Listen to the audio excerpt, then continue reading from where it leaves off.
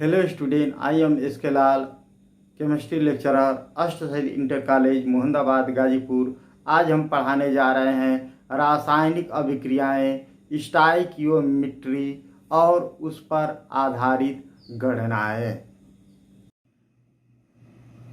मूलानुपाती सूत्र ज्ञात करने हेतु सवाल देखें। एक लवण में कॉपर 25.46%, सल्फर 12.82%, ऑक्सीजन 25.65% है तथा क्रिस्टलन जल 36.07% है। लवण का मूलानुपाती सूत्र ज्ञात कीजिए। कॉपर का 63.5, सल्फर का 32 और ऑक्सीजन का 16 और हाइड्रोजन का 1 परमाणु भार होता है। हल देखें। मूलानुपाती सूत्र ज्ञात करने हेतु सारणी देखें। पहले इस प्रकार से एक कॉलम बनाएंगे। तत्व अथवा यौगिक, प्रसत्ता, परमाणु भार अथवा अणु भार, परमाणु अथवा अणुओं की आपेक्षिक संख्या। यह बराबर सूत्र होता है प्रसत्ता बटा में परमाणु भार अथवा प्रसत्ता बटा अणु भार और परमाणु अथवा अणुओं का सरल अनुपात। अब देखें तत्व में कॉपर, इसकी प्रसत्ता 25.46, सल्फर 12.82, ऑक्सीजन 25.65 और जल की 36.07% है। और कॉपर का 63.5, सल्फर का 32, ऑक्सीजन का 16 और जल का 18 है। अब देखें ये परमाणु भार है तीनों और ये जल का 18 अणु भार है। अब परमाणु की अपेक्षिक संख्या इस सूत्र द्वारा निकाल लेंगे। प्रसत्ता बटा परमाणु भार अथवा अणु भार। तो कॉपर के लिए परमाणु भार है प्रसत्ता 25.46 है, 63.5 से भाग देंगे 0.4 आएगा। सल्फर का 12.82, 32 से भाग देंगे 0.4 आएगा। ऑक्सीजन का 25.65 बटा 16 1.6 आएगा। जल का 36.07 बटा 18 2 आएगा। इस प्रकार परमाणु अथवा अणुओं का सरल अनुपात निकाल लेंगे। जो सबसे छोटी होगी अपेक्षिक संख्या उसी से भाग देंगे। 0.4 सबसे छोटी है तो 0.4 सबसे भाग देंगे तो 0.4 बटा 0.4 बराबर 1 आएगा। कॉपर का और सल्फर का 0.4 आया था तो इसमें भाग देंगे तो इसका भी 1 आएगा। ऑक्सीजन का 1.6 आया था, इसको 0.4 से भाग देंगे तो 4 आएगा। और जल का 2 आया था अपेक्षिक संख्या, तो इसमें 2 में 0.4 से भाग देंगे 5 आएगा। इस प्रकार से यौगिक का मूलानुपाती सूत्र ज्ञात कर लेंगे। कॉपर 1 था तो यहाँ पर कॉपर 1 है, सल्फर 1 आया है तो यहाँ पर 1 लिखेंगे। ऑक्सीजन यहाँ पर 4 आया है तो 4 लिखेंगे और जल H2O की संख्या 5 है तो यहाँ पर 5H2O लिखेंगे। अर्थात यौगिक का मूलानुपाती सूत्र हुआ CuSO4/5। अब देखें सवाल मूलानुपाती सूत्र और आणविक सूत्र ज्ञात करने के लिए। एक यौगिक में 4.07% हाइड्रोजन, 24.27% कार्बन और 71.65% क्लोरीन है। इसका मोलर द्रव्यमान 98.96 ग्राम है। इसके मूलानुपाती सूत्र और आणविक सूत्र क्या होंगे? कार्बन का परमाणु भार 12, हाइड्रोजन का 1 और क्लोरीन का 35.5 दिया है। अब देखिए मूलानुपाती सूत्र ज्ञात करने हेतु सारणी। तत्व प्रसत्ता परमाणु भार, परमाणु का अपेक्षिक संख्या बराबर सूत्र होता है प्रसत्ता बटा परमाणु भार और सरल अनुपात। ये 5 कॉलम बना लेंगे। इसमें कार्बन का प्रसत्ता 24.27, हाइड्रोजन का 4.07, क्लोरीन का 71.65, कार्बन का परमाणु भार होता है 12, हाइड्रोजन का 1 और क्लोरीन का 35.5 और परमाणु का अपेक्षिक संख्या निकाल लेंगे। प्रसत्ता में परमाणु भार से भाग देंगे, 24.27 से 12 से भाग देंगे 2.02 आएगा। हाइड्रोजन का 4.07 में 1 से भाग देंगे 4.07 में 1 से भाग देंगे 4.07 आएगा। और क्लोरीन में 71.65 में 35.5 से भाग देंगे 2.02 आएगा। और सबसे जो छोटी संख्या उसी से भाग देते हैं तो सरल अनुपात निकाल देता है। सबसे छोटी संख्या 2.02 है तो तीनों में से भाग देंगे 2.02 बटा 2.02 1 आएगा और हाइड्रोजन का 2 आएगा और क्लोरीन का 1 आएगा। अतः कार्बन की यौगिक का मूलानुपाती सूत्र देखेंगे। कार्बन 1 है, हाइड्रोजन 2 है और क्लोरीन 1 है, यानी CH2Cl होगा। अब मूलानुपाती सूत्र भार निकाल लेंगे। कार्बन का 12 होता है, हाइड्रोजन के 1 × 2 और क्लोरीन का 35.5 योग करेंगे 49.5 5 आ जाएगा। हम निकालने के यन बराबर होता है अणुभार बटा मूलांक पात्रिक सूत्र भार। अणुभार 98.96 है और मूलांक पात्रिक सूत्र भार 49.5 है, भाग देंगे 2 आएगा।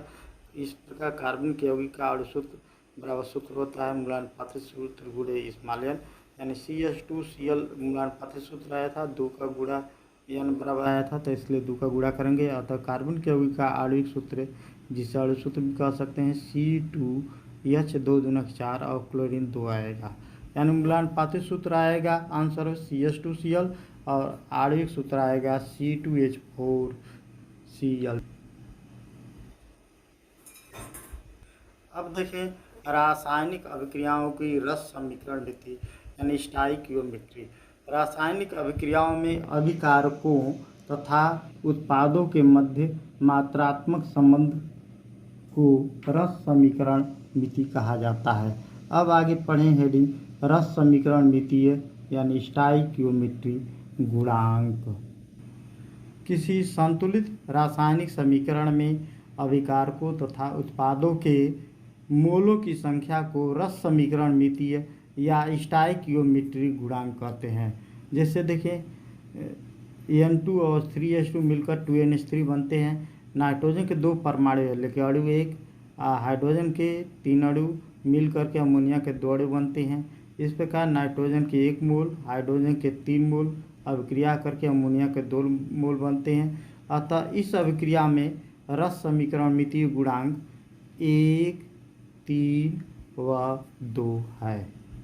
अब प्रतिशत संगठन संबंधी सवाल देखें। एथेनॉल का प्रतिशत संगठन ज्ञात कीजिए। तत्व का प्रतिशत द्रव्यमान मास परसेंटेज बराबर होता है यौगिक के एक अणु में तत्व का द्रव्यमान गुणे 100 बटा में यौगिक का आणविक द्रव्यमान। यानी कार्बन का 75 निकालेंगे 24 इसमें कार्बन का एथिल अल्कोहल में यानी एथेनॉल में कार्बन 2 परमाणु है तो 24 हो जाएगा, 12 गुणे 2 बराबर। एथेनॉल का अणुभार निकालेंगे तो 12 गुणे 2 धन हाइड्रोजन के 1 गुणे 5 धन ऑक्सीजन का 16 प्लस हाइड्रोजन के 1 कुल मिलेंगे तो 46 हो जाएंगे। इसलिए 24 बटा 46 गुणे 100 बराबर 52.17%। हाइड्रोजन का देखिए इसमें एथेनॉल में हाइड्रोजन 5 है और हाइड्रोजन 1 और है तो 5 1 6 है, इसलिए 6 बटा 46 एथेनॉल का अणुभार 46 आया है तो 6 गुणे 100 बटा 46 यानी 13.04% आएगा। और ऑक्सीजन को निकालेंगे।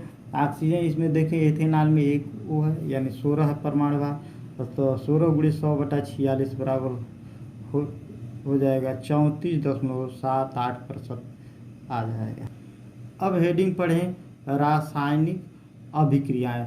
रासायनिक अभिक्रिया में एक या अधिक पदार्थ आपस में अंतर क्रिया करके परिवर्तित होते हैं और एक या अधिक भिन्न रासायनिक गुण वाले पदार्थ बनते हैं। किसी रासायनिक अभिक्रिया में भाग लेने वाले पदार्थ को अभिकारक तथा उत्पन्न होने वाले पदार्थ को उत्पाद कहते हैं। जैसे समीकरण देखें, HCl और NaOH से अभिक्रिया करेंगे तो NaCl और जल बनता है। HCl और NaOH अभिक्रिया कर रहे हैं इसलिए अभिकारक कहेंगे और NaCl और जल उत्पन्न हो रहा है तो इसलिए इसे उत्पाद बोलते हैं। अब नेक्स्ट सवाल देखें, 3 ग्राम मैग्नीशियम कार्बोनेट को पूर्णतया घोलने के लिए कितने ग्राम सल्फ्यूरिक अम्ल आवश्यक होगा। यहाँ देखें MgCO3 plus H2SO4 arrow MgSO4 plus H2 plus CO2। Magnesium का परमाणु भार 24, कार्बन का 12 और ऑक्सीजन का 16 गुणे 3 यानी 48। कैलकुलेट करेंगे, योग हो गया 84 ग्राम। सल्फ्यूरिक अम्ल में देखें हाइड्रोजन का 1 गुणे 2 यानी सल्फर का 32 और ऑक्सीजन का 16 गुणे 4 यानी 64 हो जाएगा। कैलकुलेट करेंगे 98 हो जाएगा। यानी 84 ग्राम मैग्नीशियम कार्बोनेट के लिए आवश्यक H2SO4 की मात्रा कितनी होगी 98 ग्राम। इसलिए 1 ग्राम मैग्नीशियम कार्बोनेट के लिए 98 बटा 84, इसलिए 3 ग्राम मैग्नीशियम कार्बोनेट के लिए 98 गुणे 3 बटा में 84 यानी 3.5 ग्राम आएगा। अब अगला सवाल देखिए, मोल अवधारणा संबंधित 0.5 मोल CO2 का NTP पर आयतन क्या होगा। हम जानते हैं किसी भी गैस के 1 मोल का आयतन NTP 22.4 लीटर होता है, तो 1 मोल CO2 का NTP पर आयतन बराबर 22.4 लीटर। इसलिए 0.5 मोल का कितना हो जाएगा, कैलकुलेट करेंगे, गुणा करेंगे, 11.2 लीटर आएगा। अगला सवाल देखें, 1.7 ग्राम अमोनिया में अणुओं की संख्या क्या होगी। हम जानते हैं किसी भी जिसका 1 मोल होगा अर्थात अणुभार होगा तो उसमें मोलों की संख्या 6.022 गुणे 10⁻23 होती है, या 6.023 गुणे 10⁻23 भी कर सकते हैं। तो देखिए चूंकि 17 अमोनिया का अणुभार 70 ग्राम होता है, इसलिए 70 ग्राम अमोनिया में अणुओं की संख्या बराबर 6.022 गुणे 10⁻23, इसलिए ग्राम में ये ऊपर होगा और 70 नीचे हो जाएगा, इसलिए 1.7 ग्राम अमोनिया में तो कैलकुलेट करेंगे तो आएगा 6.022 गुणे 10⁻24। इस प्रकार से अध्याय 1 का संपूर्ण कोर्स न्यूमेरिकल और थ्योरी सब समाप्त हुआ। अब अगला वीडियो रहेगा अध्याय 2 परमाणु संरचना से। थैंक्स।